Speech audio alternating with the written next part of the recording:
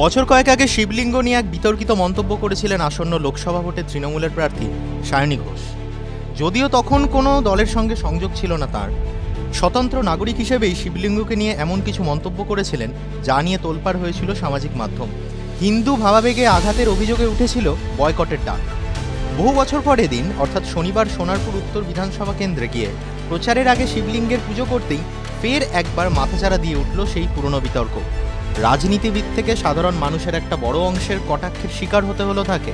শুধু কি তাই, ছেড়ে কথা বললেন না যাদবপুরের বিজেপি প্রার্থী ডক্টর অনির্বাণ গঙ্গোপাধ্যায়।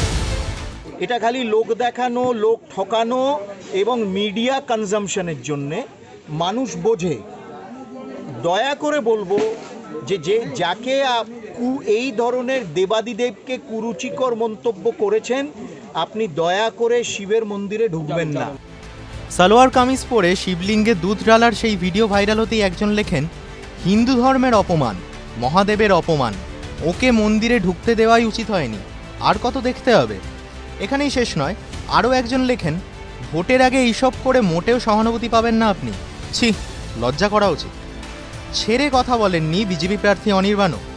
দয়া করে বলবো যে যাকে এই ধরনের দেবাদিদেবকে কুরুচিকর মন্তব্য করেছেন, আপনি দয়া করে শিবের মন্দিরে ঢুকবেন না, যাবেন না।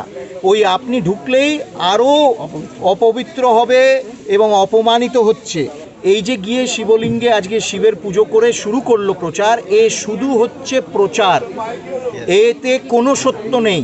ও পুজোর কিচ্ছু জানে না, এসব হচ্ছে ভোটের জন্য, ভোটের রাজনীতি করছে। সনাতনীরা কিন্তু আর গলবে না।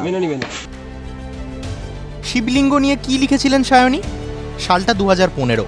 সায়নীর এক্স হ্যান্ডেল থেকে একটি গ্রাফিক্স শেয়ার হয়, ছবিটি শিবলিঙ্গের। তাতে কন্ডম পরাচ্ছেন এক নারী, যিনি এইডস সচেতনতার বিজ্ঞাপনের ম্যাসকট বুলাদি হিসাবে পরিচিত। গ্রাফিক্সের ভিতরে লেখা ছিল বুলাদির শিবরাত্রি। পোস্টের ক্যাপশনে লেখা ছিল, ঈশ্বর এর থেকে বেশি কার্যকরী হতে পারেন না। সেই সময় এ নিয়ে কম আলোচনা হয়নি।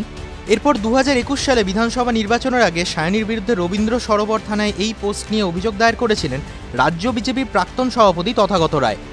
সায়নী যদিও দাবি করেছিলেন ওই পোস্ট তাঁর করা নয়, টুইটার হ্যাকড হয়েছিল তাঁর। যদিও বিরোধীরা শান্ত হয়নি, কন্ডম বিতর্ককে হাতিয়ার করেই সায়নীকে বিঁধেছিলেন তারা। এদিন সেই শিব মন্দিরে পুজো দিতে গিয়েই ফের একবার ফিরে এলো পুরনো বিতর্ক। সায়নী যদিও এই নিয়ে আলাদা করে এখনো পর্যন্ত কোনো মন্তব্যই করেননি। TV9 Bangla digital.